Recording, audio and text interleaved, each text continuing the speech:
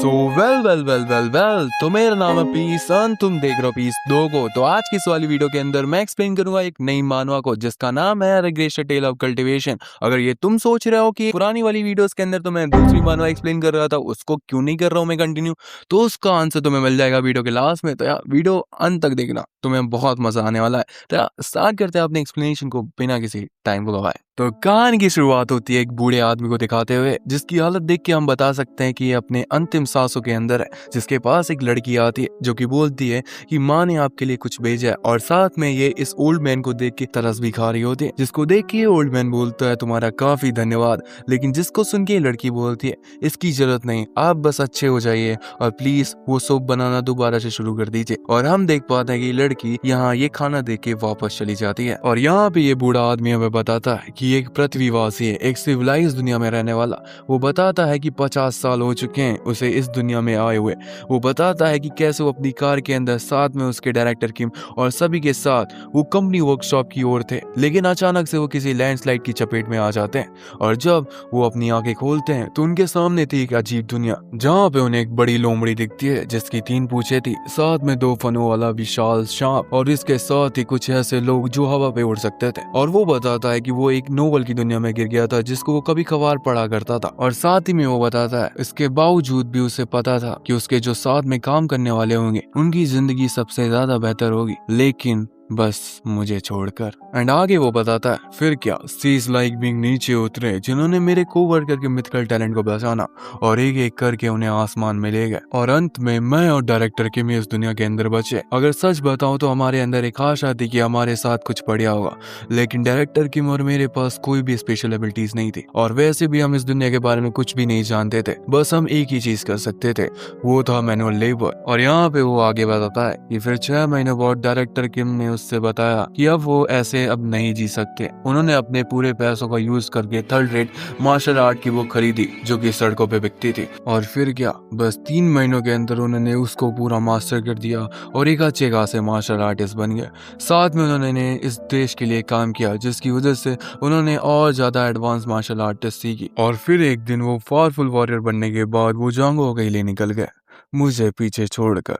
मैं बस ये सोच रहा था कि क्या मेरे साथ भी कुछ स्पेशल हो सकता है, लेकिन अंत में मेरे साथ कुछ भी नहीं हुआ। और 50 सालों बाद मैं बस एक बूढ़ा आदमी हूँ जो कि ठंड से मर रहा है। यहाँ पे हम उस बूढ़े आदमी को देख पाते हैं जिसके मुंह से विमल निकल रहा होता है। वो अपनी आखिरी सांसों में बस ये बोलने की कोशिश कर रहा होता है कि वो अर्थ से है। यहाँ पे वो बताता है कि उसने अपना पूरा दिया इस जिंदगी को जीने के लिए।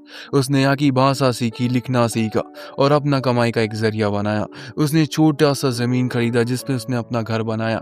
साथ में ले का यूज करके उसने साबुन बनाया, क्योंकि ये दुनिया मेडिवल चाइना के समय की थी। यहाँ पे सोप एक नया कॉन्सेप्ट था, लेकिन यहाँ पे वो बताता है लेकिन उसके बाद भी उसके रेसिपी को चोरी करके उसी को इस मार्केट से बाहर निकाल दिया गया। और यहाँ पे वो बताता है बस अब मैं इंतजार कर रहा हूँ मौत का, क्योंकि मुझे इस दुनिया ने अपनाया नहीं। और यहाँ पे हम उस बूढ़े आदमी को देख पाते हैं जो कि बोल रहा होता है रोते रोते, तुम क्या चाहते हो मुझसे अब करवाना, मैंने अपना पूरा दिया, मैं क्या करता, मुझे सेलेक्ट नहीं किया गया। अगर फिर भी मेरे पास कुछ स्पेशल नहीं था, बार बार मुझसे वो चीजें छीन ली गई जो मेरी थी। अब मेरे पास इतनी भी एनर्जी नहीं कि मैं इन आंखों को खोल सकूं।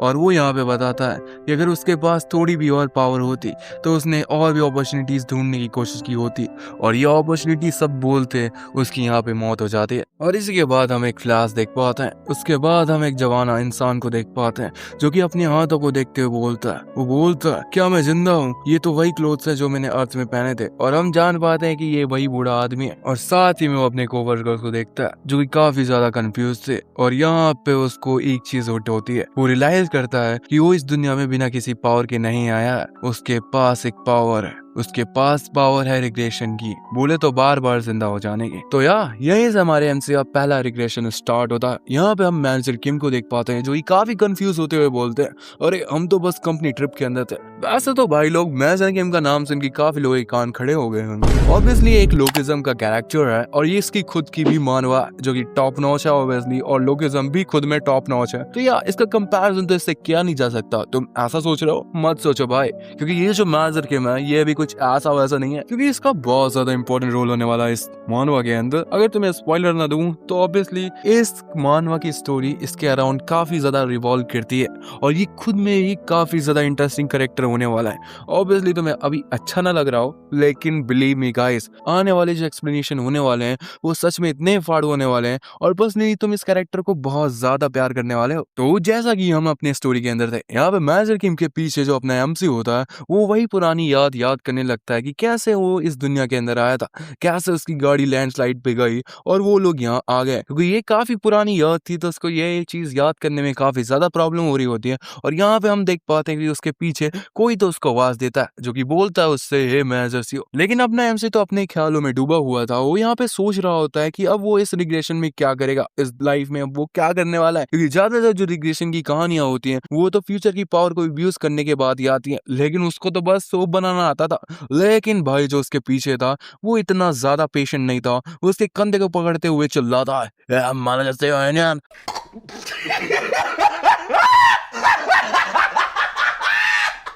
और यहाँ पे अपना एमसी पीछे मुड़ते हुए बोलता है, ओ सेक्शन चीफ मुझे माफ करिएगा, मैं थोड़ा सरप्राइज हो गया था। लेकिन ये जो सेक्शन चीफ होता है ये बिना रुके सीधे हमारे एमसी की ठुड्डी पे एक मुक्का पेल देता है और यहाँ पे इसको देख के उसके जितने भी कोवर्कर होते हैं वो शॉक हो जाते हैं। और ये जो अपना सेक्शन चीफ होता है ये रुकता नहीं है, ये गालियां देना शुरू कर देता अपने एमसी को। ये बोलता है, अब साला चूते का तू सो गया था क्या गाड़ी चलाते चलाते, वो भी माउंटेन्स के ऊपर? तूने तो हम सबको मार ही दिया था। और यहाँ पे अपना एमसी जो की चीजों को बस प्रोसेस ही कर पा रहा था, वो बोलता था कि यार वो इस चीज के बारे में भूल गया था कि काफी समय हो चुका है, ऑब्वियसली 50 साल बीत चुके हैं जब किसी ने उसको इस टाइटल से बुलाया है, तो यार ये भूल ही गया था कि इसको बुलाया जा रहा है। और यहाँ पे जो अपना सेक्शन चीफ होता है वो बोलता है, मदरसियो क्या तेरे को तेरी जॉब प्यारी नहीं, क्या तुझे अपनी जॉब खोनी है जब हम वापस लौटेंगे? और यहाँ पे अपना एमसी इसको देखते हुए बोलता है, अरे हाँ ये तो सेक्शन चीफ जो मिंगू है, ये बोला तो एक कुत्ते का बच्चा है साला।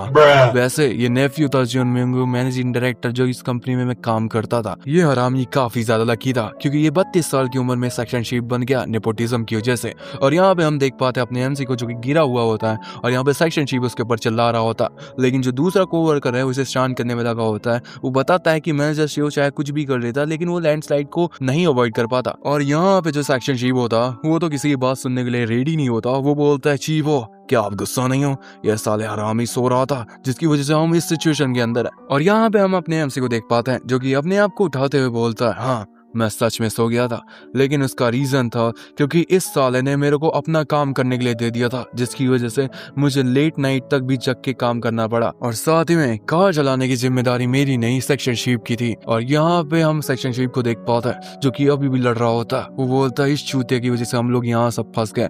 और यहाँ पे अपना एमसी उठते हुए बोलता है, हाँ मुझे धीरे धीरे 50 साल पुरानी यादें आना शुरू हो गई। उस समय मैं काफी ज्यादा शौक था जिसकी वजह से मैंने सेक्शन चीफ से माफी मांग ली थी।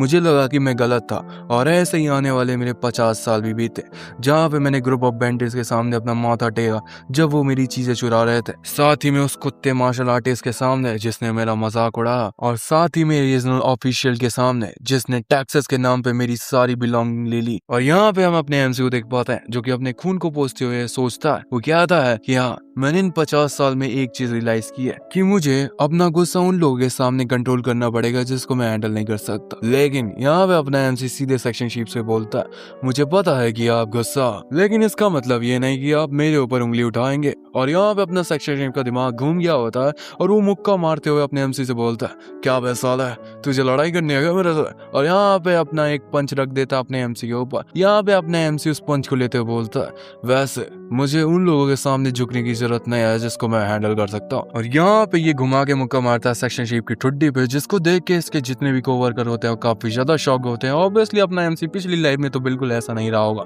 लेकिन एक बात है, इस सेक्शनशिप की पिटाई देखने में मजा तो बहुत आ रहा है। यहाँ पे अपना एमसी इसको पेलते हुए बोलता है, पिछली लाइफ के अंदर मुझे मार्शल आर्टिस्ट ने मारा है, मुझे बैंडिट्स ने मारा, मुझे ऑफिशियल्स ने मारा क्योंकि मैं टैक्स नहीं दे पाया। यहाँ पे अपना एमसी उसको अभी भी पेलते हुए बोलता है, इस वायलेंस की दुनिया के अंदर मेरे पास कुछ है जो इन लोगों के पास नहीं है, और वो है वायलेंस। वो बोलता है कि जब तुम किसी को आंख में मारते हो तो उनका फियर एम्पलीफाई हो जाता है, और बस मार खाने के बाद दो ही चीजें वापस निकलती हैं, और वो है। और यहाँ पे सेक्शनशिप बोलता है, मुझे माफ कर दो, मुझे माफ कर दो। और यहाँ पे हम सेक्शनशिप के सूजे हुए चेहरे को देख पाते हैं। यहाँ पे उसके मुंह से खून निकल रहा होता है, और यहाँ पे अपना एमसी बताता है, भले ही मेरे पास मिथिकल टैलेंट नहीं हो जिसको ट्रांसेंडेंटल बताता है, भले ही मेरे पास अमेजिंग मार्शल आर्ट स्किल्स नहीं हो जो मुझे मार्शल आर्ट की दुनिया में फेमस कर दे, बट मेरे पास एक एबिलिटी है जिससे मैं अपनी तकदीर बदल सकता हूँ।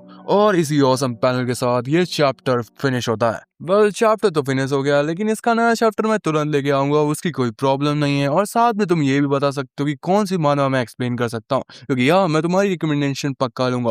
और साथ में वो रीजन जिसकी वजह से मैंने पुरानी मानवा का दूसरा पार्ट एक्सप्लेन न करके एक नई मानवा को एक्सप्लेन करना शुरू कर दिया, उसका रीजन था भाई मेरा मन।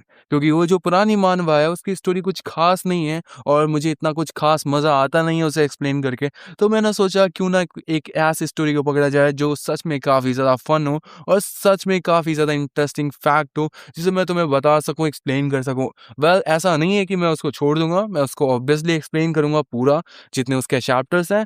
और साथ में मैं इसको भी एक्सप्लेन करूंगा क्योंकि ये पर्सनली मुझे काफी ज्यादा अच्छी लगती है इसकी स्टोरी। एंड यही रीजन था। ठीक है, अगर वीडियो अच्छी लगी हो तो प्लीज वीडियो को लाइक कर देना एंड चैनल को सब्सक्राइब कर देना। और भैया मेंबरशिप ले लो यार, कोई भाई 0 मेंबर है मेरे पास, मुझे रोना आता है। ठीक है ठीक है ठीक है ठीक है, यहीं पे एंड करते हैं फिर वीडियो, मिलते हैं कभी और, तब तक के लिए बाय बाय।